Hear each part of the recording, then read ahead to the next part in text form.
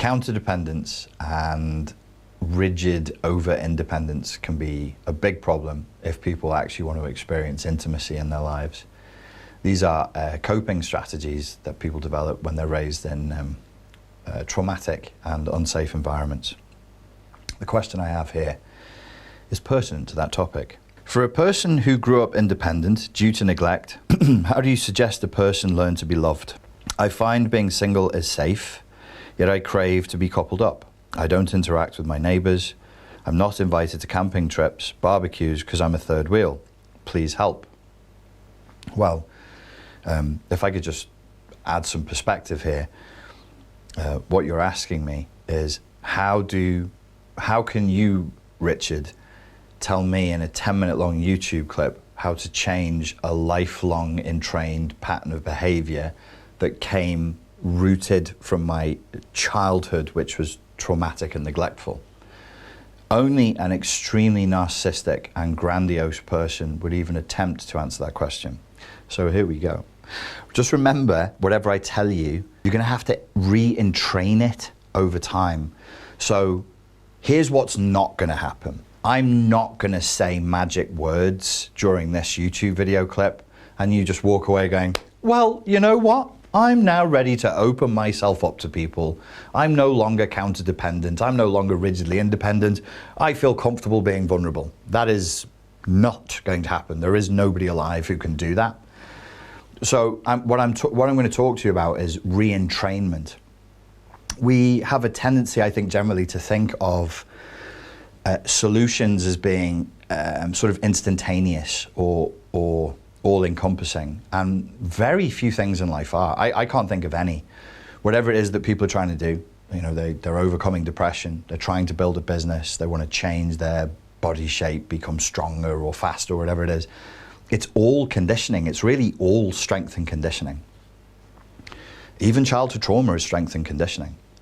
You all know what strength and conditioning is. I don't need to tell you what that is. It's a mode of training, but it takes place in gyms. It takes place in, it's what athletes do over time. Our superpower, because we're not incredibly strong, we don't have natural weapons, our skin is pretty fragile. We're not like armadillos or porcupines. We don't have huge fangs. We don't have massive grip strength. What we have is adaptability. So when people ask me about, like, is there hope for people with trauma, with codependency issues and so on, I always say, well, yeah. And the hope always rests in neuroplasticity. The problems are actually, we talk in psychology in sort of vague, semi-mystical terms about the psyche, the soul, the mind, and it's vague, and it's got the, you know, the Freudian unconscious is there, and it's all in darkness and symbols, and, you know, and actually we're probably going to reach a point where we see all of that as being a little bit old-fashioned, especially as technology develops and it moves into the areas of neurology, biology, endocrinology. Things are going to change. So these things are physical. So your brain is entrained to process reality in a certain way. Why? How does skill and strength conditioning occur? It occurs over time. So childhood trauma, you're born, and then there's a timeline of you from the age of, let's say, from 0 to 8, which is the classic way of defining childhood trauma. And from 0, we won't say you, the questioner will, we're all psychologists. Let's pretend we're all psychologists. We have a client, there is a subject. And she, from the moment she's born, is raised in an environment where intimacy with the other is painful. Very, very simple operant conditioning, very simple behavioral psychology principles. When she reaches out for intimacy to fulfill her desires for connection, for safety, for the vulnerable exchange, the safe exchange of emotions, she is burned. She receives the electric shock. You know, the old B.F. Skinner behavioral experiments with rats in mazes, that kind of a thing. So what does she learn? What's the conditioning over time? What is her skill development over time? Her skill development over time, neurologically speaking, is avoid pain. Where's the pain coming from? The pain is coming from intimacy. So she's living her existence. She moves towards intimacy. Zzz, zzz, zzz, zzz, ow, ow. 8 years old, what have we got now? We've got neural pathways laid down for two things. One is intimacy is pain, and the second one we could say is effing well move violently away from intimacy immediately or experience intense pain. Okay, so that was from 0 to 8. Now somebody's asking me in adulthood, how do I change that? How do I now just move towards intimacy? Well, can I say, listen, pay $100,000 or take out a loan for $100,000 and enter my sci-fi utopia where the desire to reach out for intimacy will never be met with rejection, humiliation, or pain. You will never be betrayed. You will never experience pain. No, I can't do that. So whatever answer I give has to be moderated and be like, well, look, so I can't be one of these vulnerability gurus who says just be vulnerable and just connect with people and just go for it and be brave. Everything's going to be okay. I don't know that. I don't know that if you're fundamentally, like, I don't know you. I don't know what level of CPTSD you're carrying. I don't know what level of childhood trauma you're carrying. I don't know what your interrelational style is like. I don't know that I wouldn't be shoving you into the arms of vampires and into the jaws of lions by doing that. So what can I do? I think the only thing anybody can responsibly do in this position is say, okay, you've had these experiences, you've got this neurological conditioning. Probably what needs to happen first and foremost is for you to go and speak to a therapist for face-to-face therapy for at least 5 or 6 one-hour sessions where you explore the ways in which you learned that vulnerability and intimacy is dangerous and painful. And those 5 or 6 sessions should stick within that sentence. So I would say this to your therapist. Please go through with your client for 5 or 6 one-hour sessions all the ways in which the client has learned that vulnerability and a moving towards intimacy was dangerous and painful. And so we can bring the past to the present consciously, because a lot of that resides in the unconscious, and go, oh, when I did this with my mother, this happened. Oh, that's interesting. When I did this with my father, this happened. Oh, that's interesting. With my family, with my church, with my school, with my friends at school, and this happened, and this was the, oh, okay, that's why I'm like that. Not because there's particularly a curative property to that process in and of itself, but it means that you as a conscious individual, as an adult, can now look with fresh eyes at who you are and what you've been carrying so that you can forgive yourself, so that you can see yourself as a human being. You're probably, without realizing it, carrying an awful lot of shame and thinking like, well, I must be some kind of weirdo. I must be some kind of idiot. Like, look at what everybody else is doing and I do this. Why do I do that? 6 sessions of just what I told you there. And you'd be like, no, of course I'm like this. The little girl that I was growing up learned from these reference experiences that that's what happened. So of course I'm like that. Can I learn that? Can I accept it? Can I forgive myself for it? Which is a lot. If the answer is yes, okay, then we're going to do some grieving. You're going to be sad. You're going to be angry. It's probably going to take a few months. You're then going to have to recalibrate.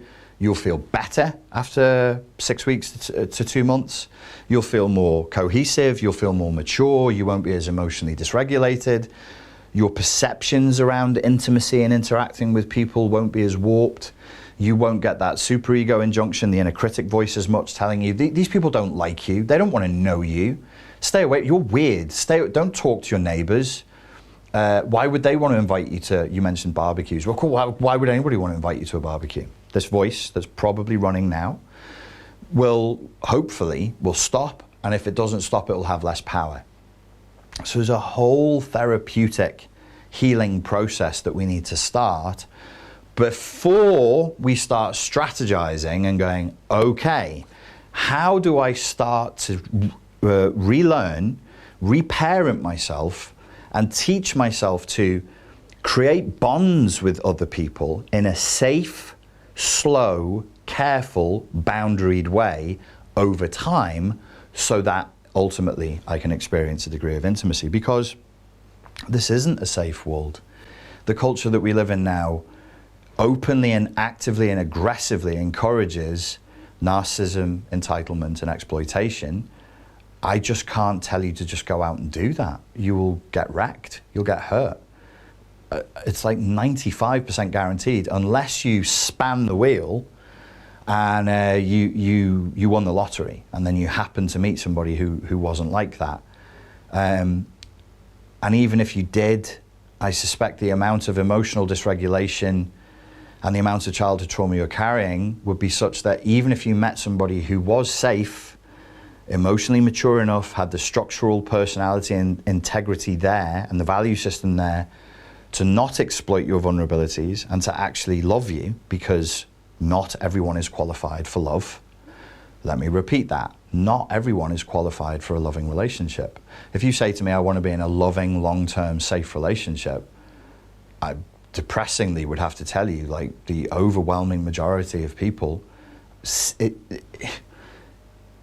just not qualified for that. They don't have the skills for it. We're back to strengths and skills. This culture has trained us to think as consumers. So we show up and we think we can just consume love. We think we can consume relationships like it's a nice 5-star hotel trip to Bali or something that you're going to post on Instagram. And then when you show up to consume your perfect relationship that's all about me and how good I'm going to feel and how cool it's going to be, and it doesn't work out like that, people get disproportionately discouraged, disproportionately saddened, and disproportionately enraged. Not everybody, but many, if not most people that I come across go through this experience. And I'm like, well, we haven't really defined what a long-term relationship is. I mean, number one, the whole framing of it is wrong. It's not an experience to be consumed. Sorry, it just isn't. Watch rom-coms, these romantic comedies, and it's pretty much universally implied that that's where it is. This is a really fun thing that you get to do. No, it's not. Two human adults living in the same space together for decades is not a fun party. And when you actually look at the reality of it, why would it be? That's pretty tough. That's a pretty tall order.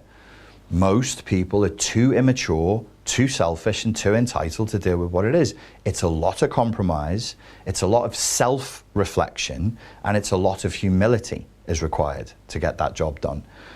People are very good at analyzing others in this culture because of psychologization, but they're piss poor at analyzing and moderating their own behavior. Really, really bad at it. So you've got the job here of dealing with your own trauma first, of forgiving yourself for feeling the way that you felt, of being willing to grieve for what you've already lost so that you can move past that.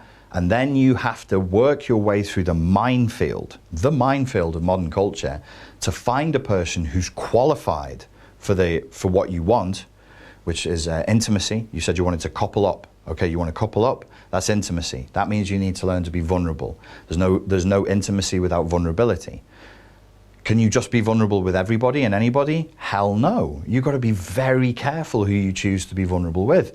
And that care and that safety and that boundariness is not measured in hours. It's not measured in weeks. It should be measured in months. You should progress very slowly and very carefully with the people you meet.